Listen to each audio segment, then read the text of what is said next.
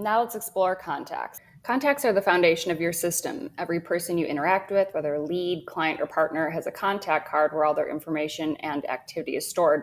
This is where you can track communication, view tasks, see payment, and manage every detail of the relationship. So to navigate to contacts, we'll just go to the left side here and select contacts. When you come into your account for the first time, there will be some sample data in here. You're more than welcome to delete them all, or you could just delete one.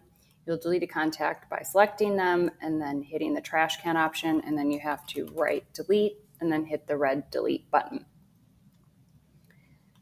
And the contact will eventually go away. If you want to import a large group of contacts, you can have a CSV and select the import contacts button. And you'll have contacts selected here and then go to next, and you'll upload your file here.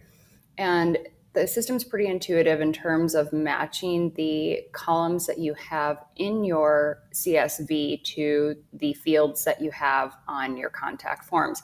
You'll just need to approve them, so ensure that it makes sense, such as first name or business name, and that they're all going to the correct places. And you can also add a new single contact by clicking the plus sign here, which I'll do. We'll just do, Sam sample, and we'll put Sam, same at sample.com, and then we'll add his phone number. And he's a lead. We'll choose the time zone, and we'll put Los Angeles, and we'll hit save. It'll open up this contact that you're creating. Now, as you can see here on the left side, when I collapse all these fields, and we had gone over this in the form video, there's contact, general info, and additional info. So our contact information is pretty general to who the contact is, their name, phone number. You can add a date of birth. You can add a source in here. You can choose if they're a lead or a customer. So I'll leave him as a lead. General information is pretty much tailored towards what the business is associated with this contact. You can add a website. And finally, additional info. So when we created our form, we said, what are your fitness goals? And had this customer come through and filled out the form, you would have seen one of these boxes checked. So this is where the additional info goes. And then here we have tags. You will have some samples created when you open up your account that came with your custom themes, such as follow-up or priority, and you can add any other tags that you want. So while you're working through your business right now, keep in mind the mental tags that you have that you may associate with customers, and then put them into here so that you can, first of all, reduce your mental capacity. And then we'll use tags going forward in communication, automations. So just make sure you're consistent with your tags and tagging your customers as you go along. For now, I want to add hot lead as a tag.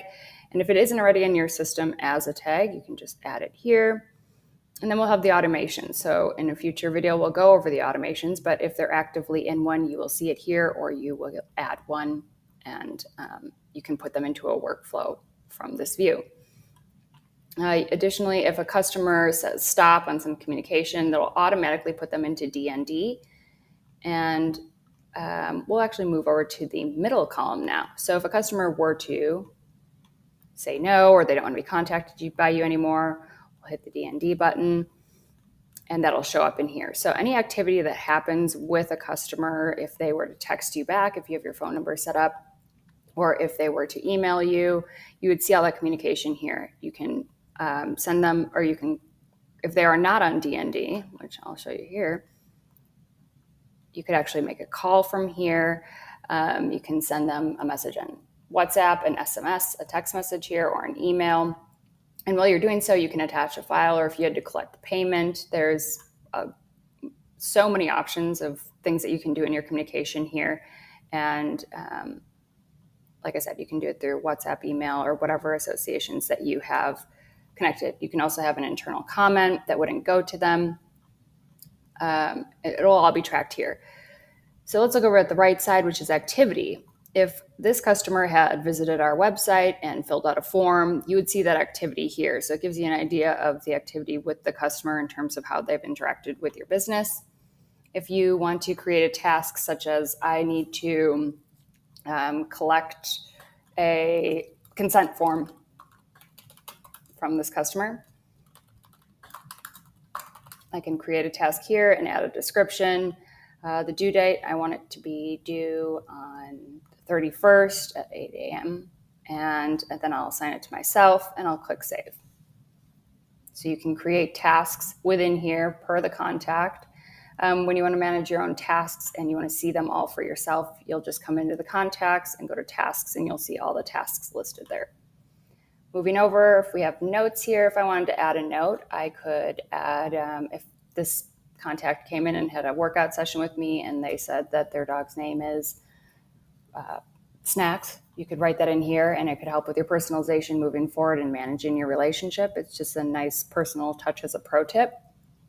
Additionally, if they have an appointment, let's say you called them and you had seen that they had filled out the form and they want to lose weight, and you spoke to them on the phone and they said, hey, listen, I want to come in and I want to schedule a workout session with you. You'll come in here and you can click book an appointment. And in a future video, we'll get into the details of the different calendars. But for right now, you can, I'll select Noodlepin's calendar. This is actually how my Gmail calendar pulled over. So it'll be your name. And then I'll say one-on-one workout consultation at Noodle Cuts Fitness. And maybe I'll put his name. What was his name? Sam? Sam. And then the calendar, it's going to be me, Little Buzz, and you can change the time zone, the date. Let's say that this is, I'll say, what is today's date? We'll go back. The 29th, he said he wanted to work out at 1:30, or we'll say he wants to work out at 3. He confirmed on the phone. If he was unconfirmed, you could select this, and we'll see the details here, and then you'll click book appointment. You can also add internal notes too if you'd like to. And as you can see here now, we've created the appointment. So that's also showing up in his details of what we've done with him. Moving over to the right, documents. Let's say he came in and he filled out the consent form and I saved it to my computer. I can just upload the file here and I can attach it to his contact. Finally, we have payments. And this is an easy way for you to add a card on file. You can charge him if he has a subscription. You can add that here. And you can manage the payment of this contact. And the last part is associations. This is available on higher tiers, so we aren't going to get into that right now. But while we're talking about contacts, let's go into our settings and then go down to custom fields. So as we had seen in our contact card, we saw contact, general info, additional info. So if you click this open, you'll be able to see all the different fields that we had in there. And it's important to kind of familiarize yourself with these, as we can use this to personalize emails, messaging. And all you'll really have to do is when you have, let's say, an email template open, you could say hi, and then you can go and add in a custom field, which I'll show you the details when we create an email. There's a little button and it brings down a drop down and it brings all of your fields in. So if you wanted to say, hi, Sam, you would then select the contact first name, or you could even just come in here, copy it, and then go back to your email and paste it. We also have our additional info. So let's say you wanted to create an additional field and you didn't want to do it while you were in the form. You could go in here and you could add a field.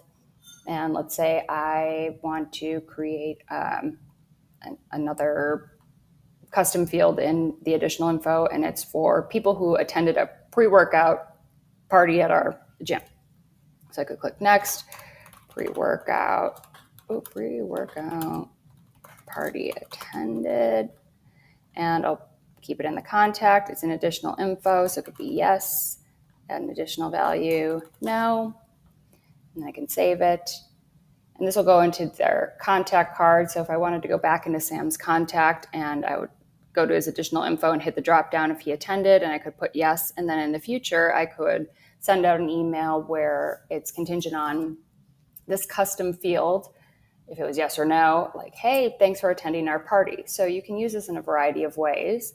And then custom values, similar, but if you have, let's say, a company slogan and you want to put this on your website, you want to insert it in emails going forward, you're able to create custom values here. And then finally, tags. If you want to create all of your tags in bulk, you can do so here and you can manage them